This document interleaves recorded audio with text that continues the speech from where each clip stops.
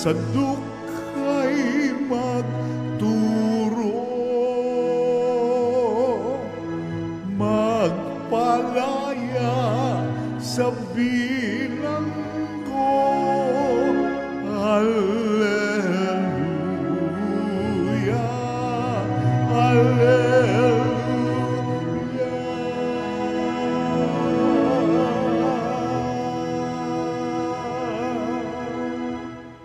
Sumainyo ang Panginoon. Sumayo rin. Ang mabuting balita ng Panginoon ayon kay San Marcos. Papuri sa iyo. Noong panahong iyon, muling pumunta si Jesus sa baybayin ng lawa ng Galilea. Sinundan siya ng napakaraming tao at sila'y tinuruan niya. Nagpatuloy siya ng paglakad at nakita niya si Levi na anak ni Alfeo, nakaupo sa paningilan ng buwis. Sinabi sa kanya ni Jesus, "Sumunod ka sa akin." Tumindig naman si Levi at sumunod. Nang si Jesus at ang kanyang mga alagad ay kumakain sa bahay ni Levi, nakisalo sa kanila ang maraming publikano at mga makasalanang sumunod sa kanya.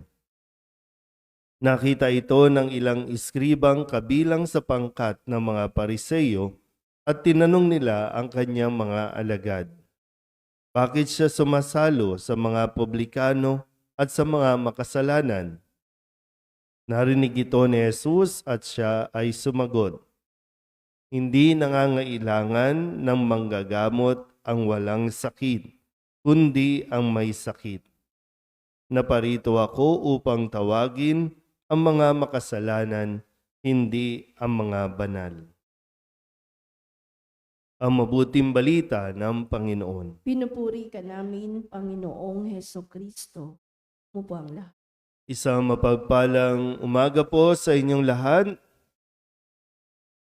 Ngayon po ay Sabado, huling araw ng ating unang linggo sa karaniwang panahon. Atin pong balikan ang mga paalala sa atin para sa linggong ito at nawa ay tumimo rin sa ating mga isipan kung sino nga ba si Jesus para sa atin at kung ano ang maaari niyang o maaari nating makamtan kung kikilalanin natin si Jesus. Noong Lunes, sa pagsisimula ng unang linggo ng karaniwang panahon, pinaalala sa atin yung katauhan o identity ni Jesus na hindi lang siya tao, kundi siya rin ay Diyos. Nung siya ay binyagan ni Juan Bautista sa Ilog Jordan, isang tinig ang nagmula sa langit na nagsabing, "Ikaw ang minamahal kong anak, lubos kitang kinalulugdan." So yung acknowledgement na hindi lang siya basta anak ni Maria, ni Jose, hindi lang basta tao, kundi siya ay anak ng Diyos.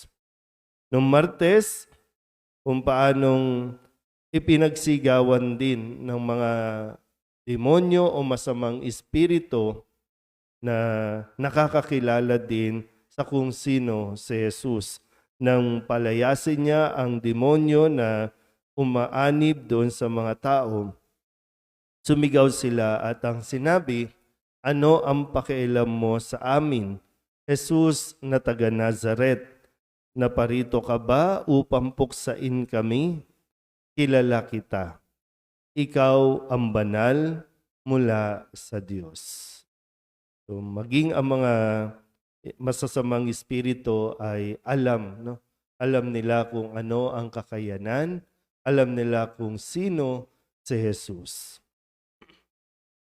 Noong Miyerkules naman, sa pagsisimula ng kanyang gawain, yung tinatawag natin public ministry, sa dami ng kanyang mga misyon at responsibilidad, ay hindi nawawala sa kanya ang pagdarasal. Kaya sabi po doon, madaling araw pa'y bumangon na si Jesus at nagtungo sa isang ilang na pook at nanalangin.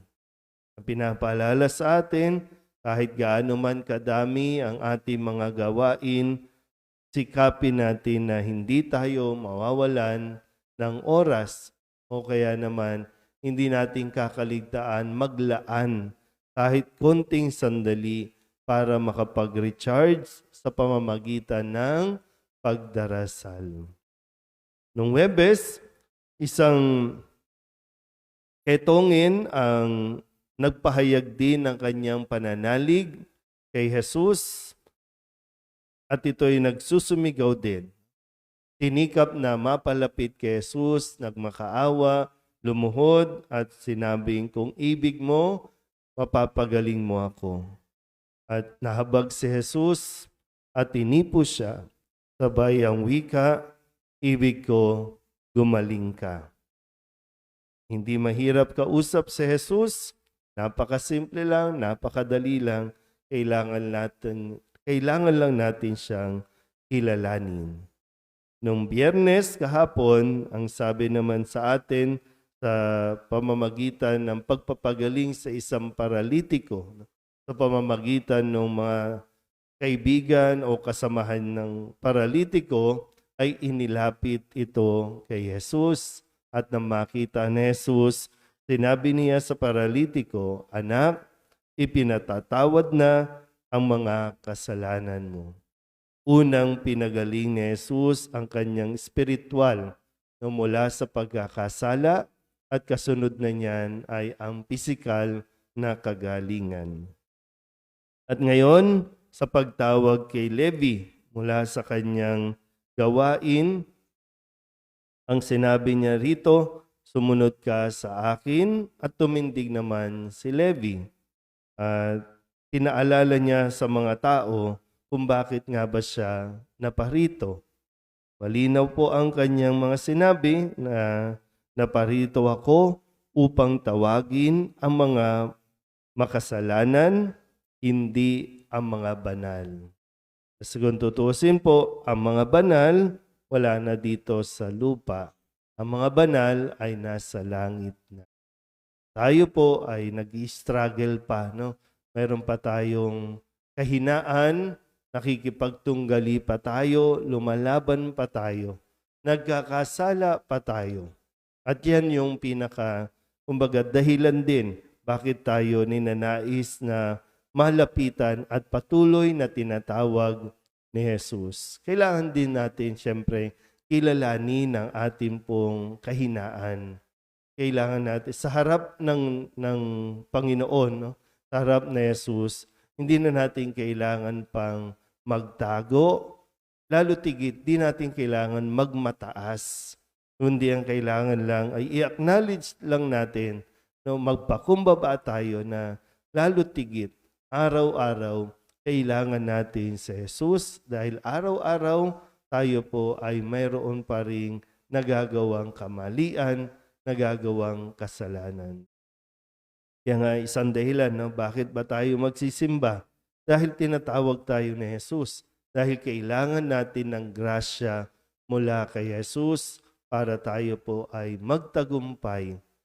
Ngayon, may laban tayo. Bukas, mayroon ulit.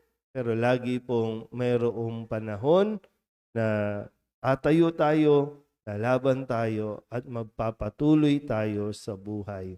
Dahil sa awa at grasya ng Diyos.